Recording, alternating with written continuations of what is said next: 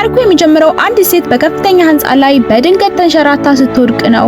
ነገር ግን እድለኛ ሆና በህንጻው ላይ የተሰቀለ አንድ ትልቅ የማስታወቂያ ሰሌዳ ላይ ተንጠልጥላ ትቀራለች።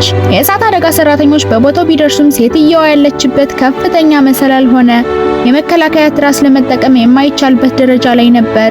ነፍስ አድን ቡድኑ በሁለት ቡድን ተከፋፍሎ ስራውን ይጀምራል። አንደኛው ቡድን በሴትየዋ በታች ያለውን መስኮት ሰብሮ ለማውጣት ሲሞክር፣ ሁለተኛው ቡድን ደግሞ ከህንጻው ጣሪያ ላይ በገመድ በመውረድ ሊደርሱላት ይጥራሉ። በዚህ ወሳኝ ሰዓት ግን ማስታወቂያው ደግፎ የያዘው ገመድ ሊበጠስ መቃረቡን አንድ የእሳት አደጋ ሰራተኛ ያስተውላል። ቡድኑ ስራቸውን በከፍተኛ ፍጥነት ማከናወን ይጀምራሉ።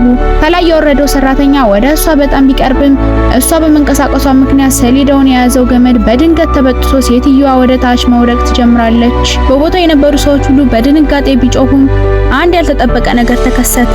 ሴትየዋ ተበጥሳ ስትወድቅ ከስር መስኮቱን ሲያዘጋጁ የነበሩት የእሳት አደጋ ሰራተኞች በድንገት እጇን ቀልበው ወደ ውስጥ ያስገባታል። ሴትየዋም ከሞት በመትረፏ የነፍስ አድን ሰራተኞችን አቅፋ ምስጋናዋን ትገልጻለች።